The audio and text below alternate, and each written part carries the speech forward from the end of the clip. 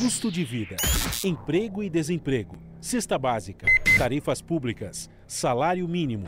Agora, na Brasil Atual, a análise do DIEESE.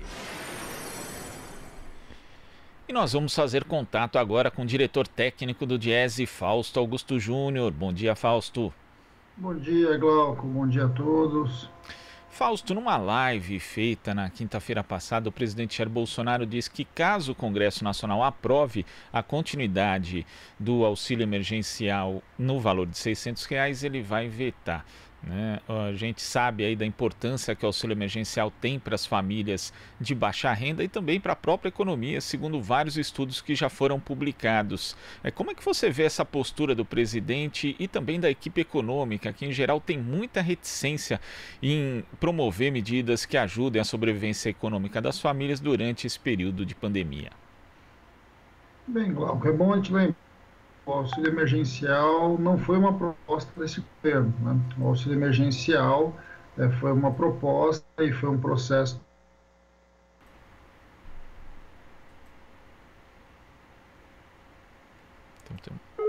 civil. Voltamos? Vamos voltar um pouquinho, Fausto. Da internet? Isso. Vamos voltar um pouquinho. Vamos lá. Então é sempre bom lembrar que a proposta do abono emergencial não foi uma proposta desse governo. O abono emergencial, na verdade, ele foi uma construção do movimento sindical, do movimento da sociedade civil, dos movimentos sociais, junto ao Congresso Nacional.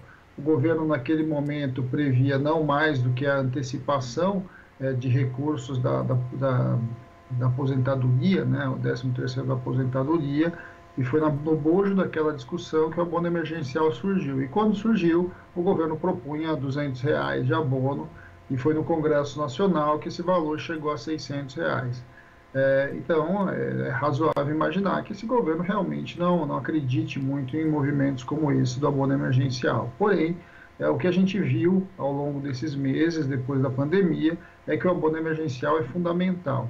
Ele tem garantido a sobrevivência a uma quantidade relativamente grande de famílias, nós estamos falando de mais de 50 milhões de pessoas, ou seja, ele atingiu o objetivo em grande medida, apesar de muitas dificuldades na sua implementação, em especial ali, tem gente que não recebeu nem a primeira parcela até agora e está pedindo liberação, mas ele chegou a um conjunto importante, ele está caminhando aí para a sua última parcela, e a pandemia ainda está numa curva ascendente, a gente ainda está assistindo os problemas que a pandemia tem causado na economia, e isso não vai ser no curto prazo, viu, Glauco? A gente sabe que a dificuldade econômica ela vai atravessar aí, no mínimo esse ano todo, e a gente deveria fazer uma discussão muito séria na sociedade que o abono precisa ser estendido, ele precisa ser estendido e precisa ser estendido no valor que ele está.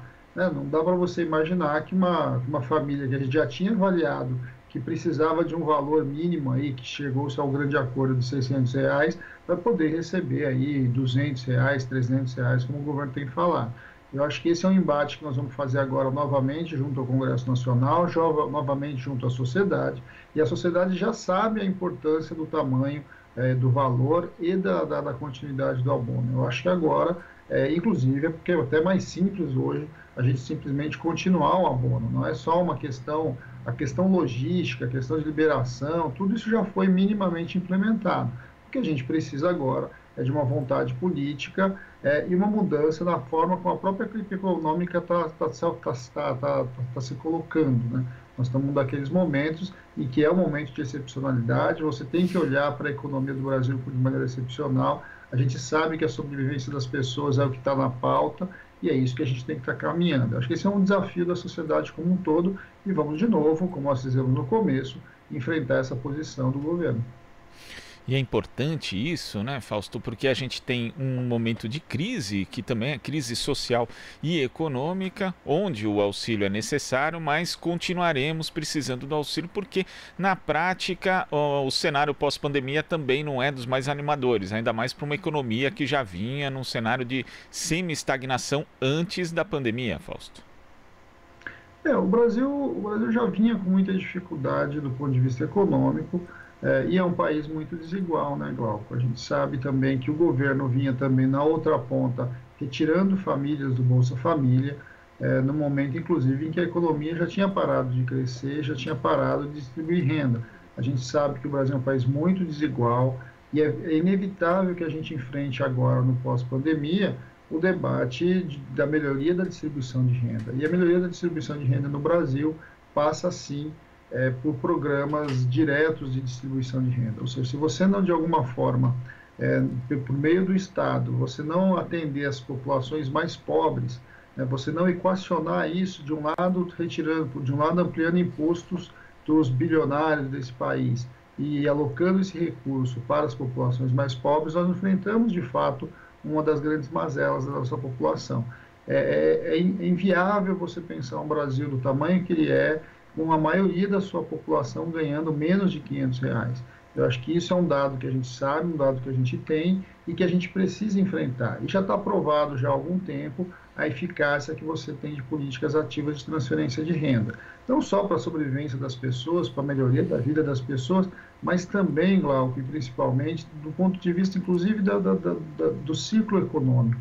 Quando esse recurso chega, ele chega nos lugares mais pobres, ele chega nas regiões com mais dificuldade econômica, e esse recurso ele vai dinamizando aquela economia. Ou seja, esses R$ 600, na verdade, ao longo do processo, ele vai se transformando em muito mais na economia local, e vai, inclusive, ampliando a sua atuação, o seu alcance. Eu acho que a gente precisa pensar que a distribuição de renda do Brasil não é só uma questão de caridade, uma questão de vontade, ela é uma questão de necessidade das pessoas e da economia desse país. E compreender isso vai ajudar não só a gente melhorar esse processo, mas também e principalmente da sustentabilidade. Nós precisamos pensar que o que a gente está assistindo, o desafio do abono emergencial, na verdade, é a grande discussão da renda básica de cidadania que a gente vem fazendo há muitos anos e vem cobrando do Estado brasileiro uma postura ativa nas nossas proposições de transferência de renda. E também tem outro ponto, né, Fausto, falando em dinamizar a economia, em estimular de alguma forma. A partir de hoje, a Caixa já anunciou aí o calendário dos novos saques emergenciais do FGTS. Cerca de 60 milhões de trabalhadores brasileiros vão receber até R$ 1.045 das contas a partir do dia 29 de junho, variando aí conforme a data de aniversário. E é curioso, porque essa é uma medida que já foi adotada pelo próprio governo Bolsonaro, começou ali no governo Temer, e nós tivemos, né, duas equipes econômicas, no caso do governo Temer, de corte neoliberal e agora a gente pode até dizer de ultra neoliberal, que adotam medidas, na verdade, de fundo keynesiano, né? Que vai contra justamente toda a teoria que ambas as equipes pregavam e pregam. Mas isso deve dar um estímulo na economia, né, Fausto? Mas é algo pontual também. Igual, aí a gente está olhando também algo que a gente é razoável que você libere recursos do Fundo de Garantia. Inclusive tem ações na Justiça buscando a liberação desse recurso nesse momento. Primeiro porque o Fundo de Garantia, eu acho que tem que ser pensado como isso, ele é um fundo de garantia para momentos emergenciais. Vamos lembrar que o Fundo de Garantia foi criado em substituição ali à estabilidade do trabalhador do setor privado, e ele vem cumprindo desde então basicamente duas funções. Ele é liberado, ele é uma poupança compulsória que o trabalhador libera quando ele tem alguma dificuldade muito grande, vamos colocar a dificuldade muito grande aí, que é quando ele perde o seu emprego de um lado, ou quando ele tem uma doença grave do outro, são fatos muito extraordinários, e a sua outra função está vinculado à construção da casa própria, à garantia da casa, ou seja, ele também retira esse recurso quando ele está na compra da sua casa, e enquanto poupança pública, ele financia a construção civil, ele financia a construção de habitação no Brasil. Então, essa é a característica do Fundo de Garantia, uma criação ali no meio dos anos 60 e que vem chegando até agora. Como poupança, então, como poupança de emergência, é razoável você imaginar que esse recurso seja mesmo liberado. Eu acho que é importante que esse recurso seja liberado, seja colocado à disposição de quem está com dificuldade, em especial aí, Glauco, vamos olhar para quem vai receber esse dinheiro agora. Muito provavelmente quem vai receber esse dinheiro vão ser trabalhadores que estão aí com redução de jornada, com redução de salário, até porque os trabalhadores que foram demitidos já, essa quantidade grande de trabalhadores que foram demitidos e que estão sendo demitidos, na sua grande maioria já retiraram esse fundo de garantia. Então nós estamos falando de um conjunto de trabalhadores que bem ou mal, têm conseguido sobreviver no mercado formal. Então vamos olhar, inclusive, esse tamanho de recursos que vão sair da Caixa, porque, na verdade, nós temos ali em torno de 30 e poucos milhões de trabalhadores formais no Brasil. A gente sabe que tem muita conta inativa, mas as outras retiradas do FGTS já tiraram boa parte desse recurso das contas inativas. Então, talvez, muito provavelmente, o fluxo de recursos seja menor. Quanto mais a gente vai agravando a crise, menor esse tipo de medida ele se coloca. Ela é importante. Agora, ao mesmo tempo que ela é importante, ela vai demorar, né, Glauco? Porque foi anunciado no sábado pelo presidente da Caixa, começa a sua liberação essa semana, mas é uma liberação que vai acontecendo, só que vai para uma conta especial e o sujeito só vai poder tirá-la quase um mês depois. Quer dizer, começa a sua liberação agora dia 29, quem teve o seu recurso liberado na Caixa dia 29 só vai retirar esse dinheiro no dia 25/7, né? E vai sendo por aniversário a cada 15 dias, ou seja, esse dinheiro real mesmo, ele começa a chegar na mão das pessoas no final de julho e vai entre final de julho e ali começo de novembro. Então nós estamos falando aí que é uma quantidade importante de recursos para ser tirada, mas ela vai saindo aos pouquinhos ao longo do ano, né? Até o final do ano. É importante, qualquer recurso liberado para a economia é importante, mas muito aquém da necessidade. Tanto da quantidade do seu valor, nós estamos falando do valor do salário mínimo, quanto, inclusive, da dificuldade que a gente sabe que as pessoas estão tendo com relação à sua renda.